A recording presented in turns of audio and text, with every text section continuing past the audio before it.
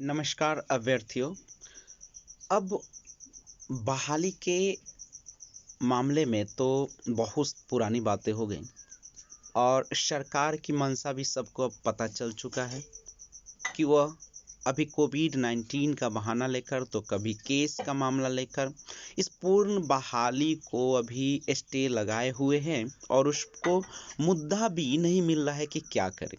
तो अभी तो दूर दूर तक कोई नज़र ना आ रहा है कि बहाली किस प्रकार से होगी, लेकिन जहाँ तक 94,000 बहाली का बात है तो उसके कारण जो लाखों लोग बेरोजगार हैं और उस पर ब्लाइंड फेडरेशन केस भी चल रहा है, जिसके कारण अभी उस पर स्टे भी लगा हुआ है। और जब तक वह पूरा नहीं होती तब तक सिक्स फेज हो या एसटीटी रिजल्ट्स 2021 जो आई 2019 नोटिफिकेशन वाला, उस पर भी अभी रोक लगी हुई, वो भी आगे नहीं बढ़ पा रहा है। तो क्या हम क्या करें? तो क्या 94,000 बहाली को तो देखते हुए हम नए संपूर्ण बहाली की बात करें या इस तरीके से दबाव बनाए सरकार के सामने कि जो अभी रिक्तियां 2.5 लाख के आसपास, उसमें कम से कम 1 लाख भी बहाल कर दिया जाए तो पूर्ण जो रोजगार है, हमारे बेरोजगार है, वो भी आ जाएंगे। और जो दिसंबर और जनवरी जो सीटेट पास है वह करीब 50,000 के आसपास है। अगर 1 लाख की रिक्तियां आ जाए तो सारे कैंडिडेट को रोजगार मिल जाएगा और एक परिवार से करीब करीब एक व्यक्ति को रोजगार मिलते तो कम से कम 5 व्यक्तियों का कल्याण होता है। तो इससे 5 लाख के आसपास लोगों जो है इस पर निर्भर है। तो सरकार को इसके प्रति कुछ कड़ा रुख अपनाना चाहिए और बहाली जल्द से जल्द करना चाहिए।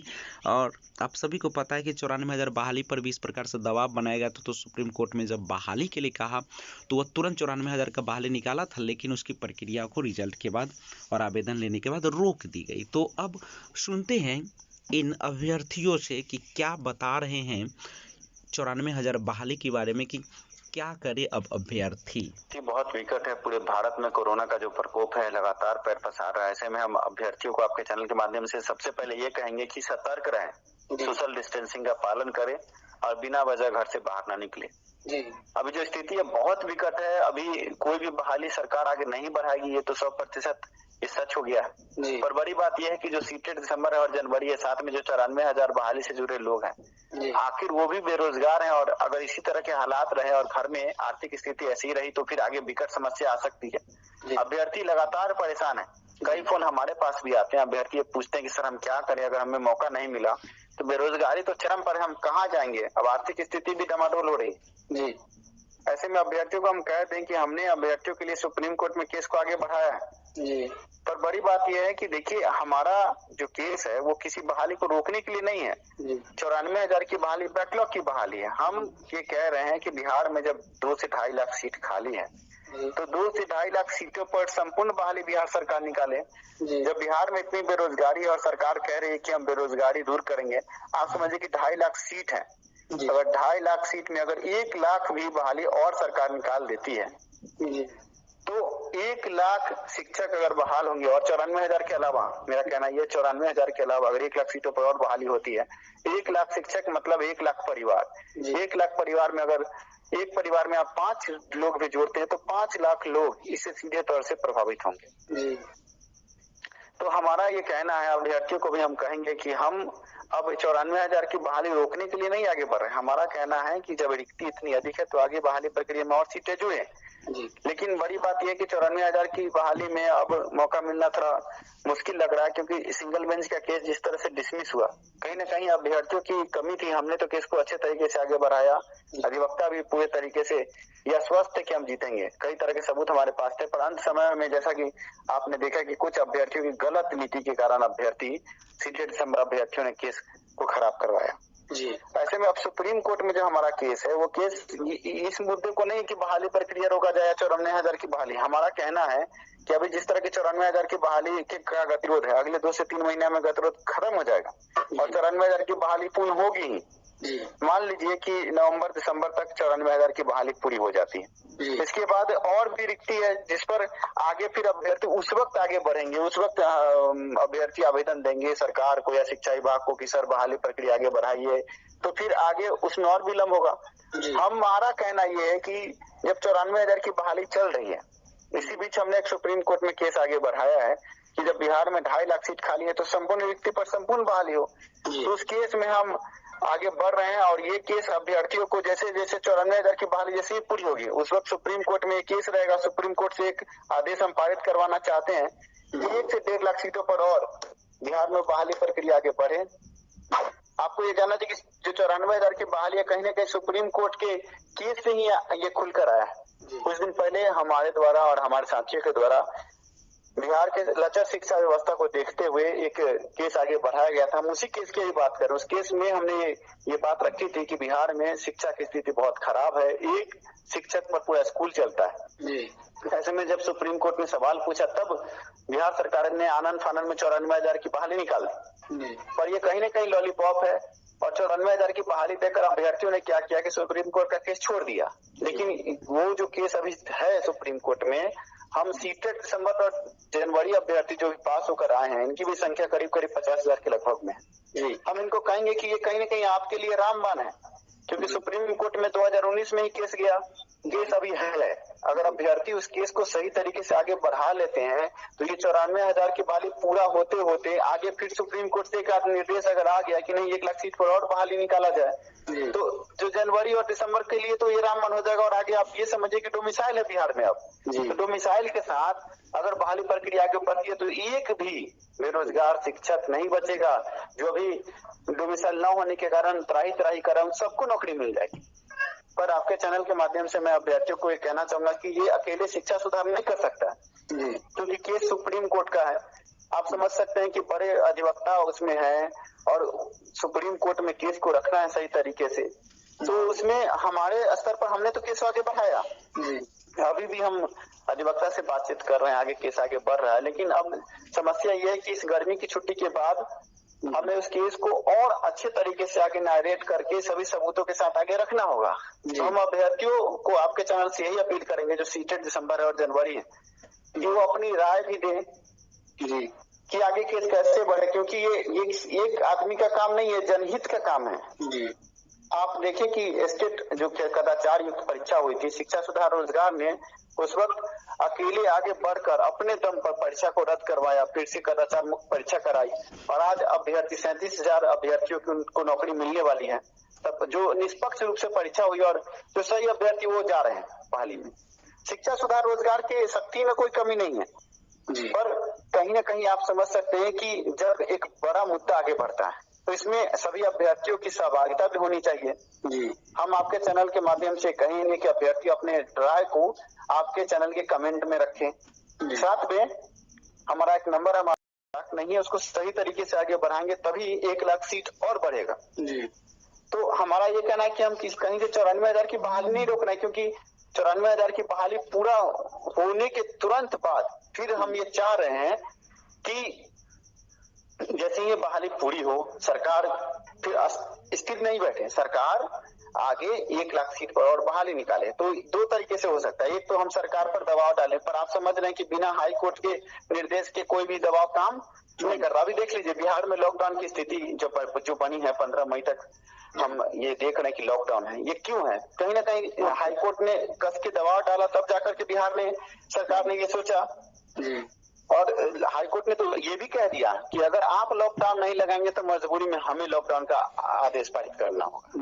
आप समझ रहे हैं? तो सुप्रीम कोर्ट जो है वो कहीं ना कहीं रिक्तियों को देखते हुए बिहार के शिक्षा व्यवस्था को देखते हुए 1-1.5 लाख सीटों पर और आगे रिक्ति की बात कर सकता है। और इसका एक उदाहरण ही हम आपके चैनल पर देंगे कि अभी कुछ दिन पहले 2011 टीटी अभ्यर्थियों ने एक केस किया था हाई कोर्ट में।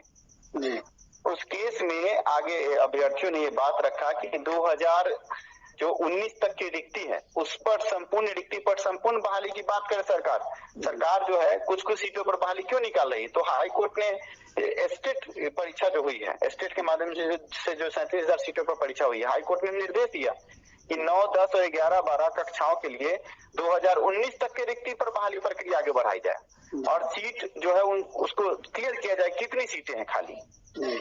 लेकिन ये जो सीटें दिसंबर और जनवरी 21 अभ्यर्थी हैं, ये 1 से 5 और 6 से 8 के अभ्यर्थी हैं, ये 9, 10, 11, 12 के अभ्यर्थी नहीं है। मेरा कहना है कि जब 1 से 5 और 6 से 8 में भी ऐसा कोई आदेश आ जाए सुप्रीम कोर्ट से, तो यहाँ भी सरकार को 2019 तक की रिक्ति, 2019 नहीं अब तो 2021 तक की रिक्ति साफ करनी होगी। 2021 तक की रिक्ति जब साफ होगी तो सीधे तौर पर अभ्यर्थियों को मौका मिलेगा।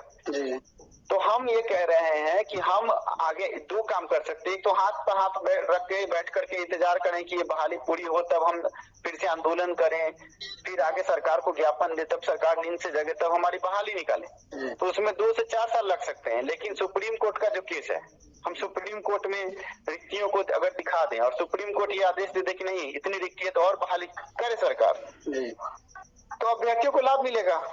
तो आपके चैनल के माध्यम से हम कहेंगे अभ्यर्थियों को फिर से कि वो आपके कमेंट के माध्यम से हमारा जो नंबर आपके स्क्रीन पर है उस नंबर पर कॉल करके इस पर अपना विचार दें, आगे केस कैसे बढ़ेगा और आगे जल्द से जल्द इस केस को सही तरीके से आगे जिस तरह हम बढ़ा रहे हैं और मजबूत करें केस को। अगर सुप्रीम कोर्ट से अगर ये आ जाता है आदेश कि 1 से 1.5 लाख सीटों पर और बहाली निकाले सरकार, तो आप समझ सकते हैं इसमें इससे फायदा सिर्फ सीटें दिसंबर और जनवरी 21 को नहीं है। इससे जो 94,000 में जो अभ्यर्थी जिनका अंक प्रतिशत कम है वो कहीं ना कहीं बहाली से बाहर हो जाएंगे 94,000 में, क्योंकि 30,000 सीटों पर तो अन्य राज्य के अभ्यर्थियों का कब्जा है और बचा करीब 60,000 सीट पर मारामारी है। जिनका अंक प्रतिशत ज्यादा हो वो तो बहाल हो जाएंगे, बाकी जो अभ्यर्थी बिहार के बचेंगे उनको कहीं ना कहीं फिर से तो बहाली प्रक्रिया में आगे आने के लिए रिक्ति चाहिए ना। तो जो 94,000 के जो अभ्यर्थी हैं वो भी घबराए नहीं, ये किसी को रोका नहीं जा रहा है। हमारा कहना है कि संपूर्ण रिक्ति पर संपूर्ण बहाली, और इसीलिए हम सुप्रीम कोर्ट गए हैं। सुप्रीम कोर्ट का केस आगे बढ़ रहा है और आगे सीटें दिसंबर और जनवरी अभ्यर्थियों से आज हम आपके चैनल के माध्यम से आह्वान करेंगे कि शिक्षा सुधार रोजगार के साथ जुड़ जाए, आगे केस को बढ़ाएं, तभी जाकर के अभ्यर्थियों को मौका मिलेगा जल्द से जल्द। ब्लाइंड केस तो कहीं है ही नहीं।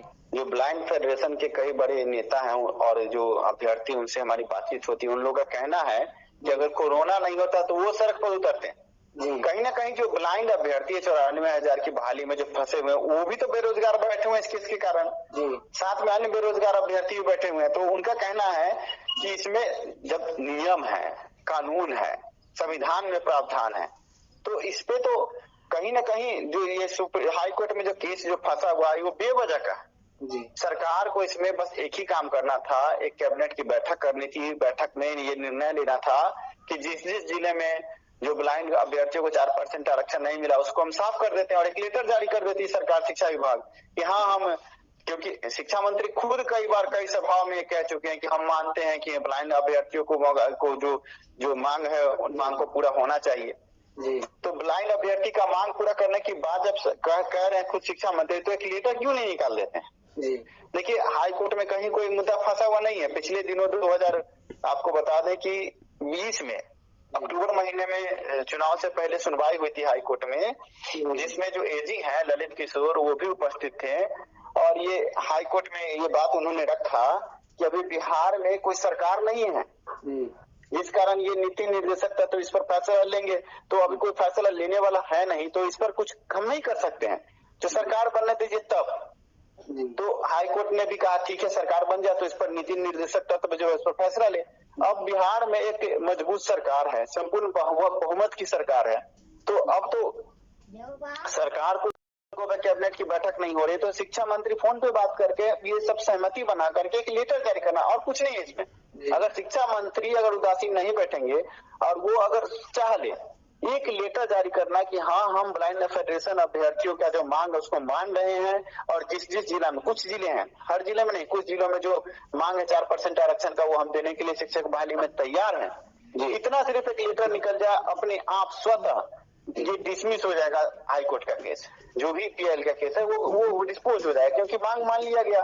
आपको हम एक उदाहरण देंगे कि अभी जो हम स्टेट पर हमने केस किया था, परीक्षा में कदाचार की व्यवस्था थी, ठीक है, केस आगे बढ़ा और केस जब आगे बढ़ा तो बीएसईबी ने भी हमारी बातों को संज्ञान में लिया क्योंकि हमने कई तरह के सबूत और लेटर भेजा था बीएसईबी को। बीएसईबी ने उनको देखते हुए ये कहा कि ये जो सबूत हमें मिले हैं इनको देखते हुए हम ये मानते हैं कि परीक्षा में कदाचार हुआ है, परीक्षा में आउट ऑफ सिलेबस प्रश्न पत्र थे, तो उसने परीक्षा रद्द कर दी। जैसे ही परीक्षा बीएसईबी ने रद्द की, हाई कोर्ट में एक डेट पड़ा जिसमें हाई कोर्ट ने भी इसमें सहमति दी, बात हो गया खत्म। आप समझ रहे हैं जी?